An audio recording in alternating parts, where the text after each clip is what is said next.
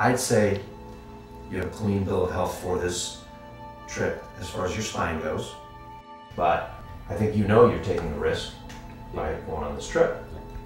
I think that he's in phenomenal shape, but is he going to be able to do this? I don't know. Roll With Me started with my director, Lisa France, meeting Gabriel through an email. He was looking for someone to shoot his journey across America, 3,100 miles from Santa Monica to New York. And he wanted a crew and was leaving quite quickly. Lisa was about to, my director was about to leave the film business. She was going to go to nursing school and she was going to give up. And she heard about Gabriel and that he wanted to make this journey.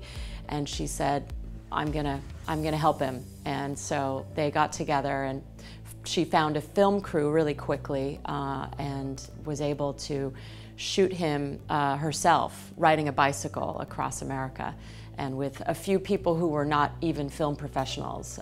So it's really a story about a band of people who come together to help someone do something extraordinary, and with amazing results.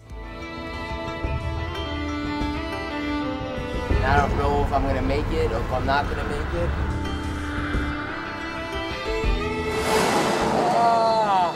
That's my tires taking off the first layer of skin.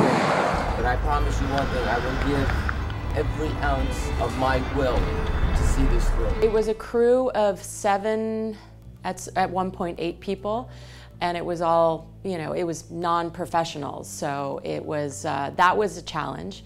And it was a lot of different personalities.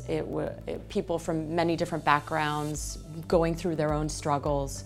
And they were helping this paraplegic man who they had no experience helping anyone with a disability do anything before, much less be the film crew for this special documentary.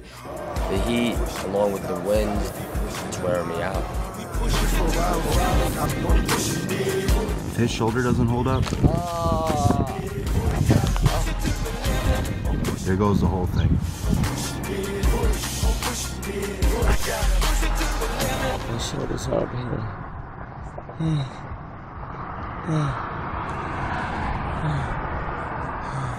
Roll With Me is really about anyone who is struggling to do anything and to make it happen. Gabe, our protagonist, of course, is a paraplegic, and he set out to do something pretty extraordinary, to wheel his wheelchair, his everyday, regular wheelchair, no bells and whistles, across America in 100 days.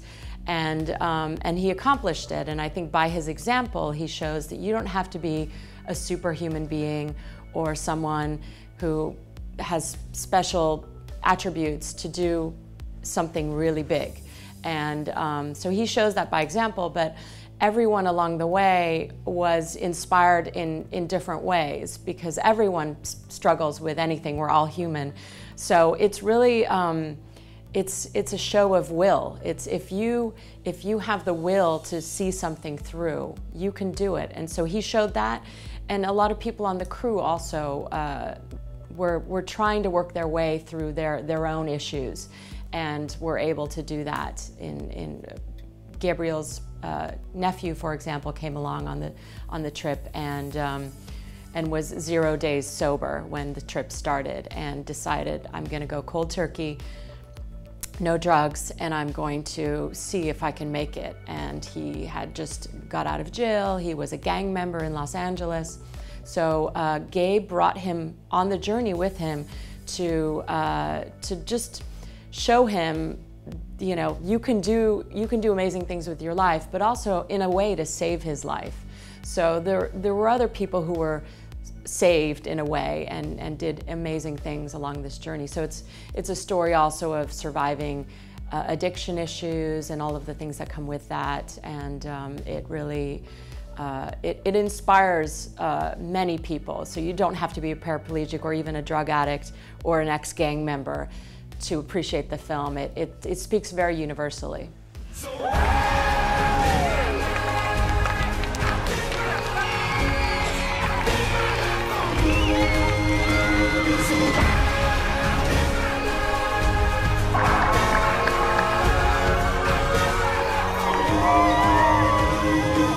Being in Milan is incredible, and then the fact that it's playing to an international audience here now for really the first time overseas. We haven't played the film outside of America yet, so it's really thrilling, and receiving this award from the programmers in Milano is also amazing. It's a big honor.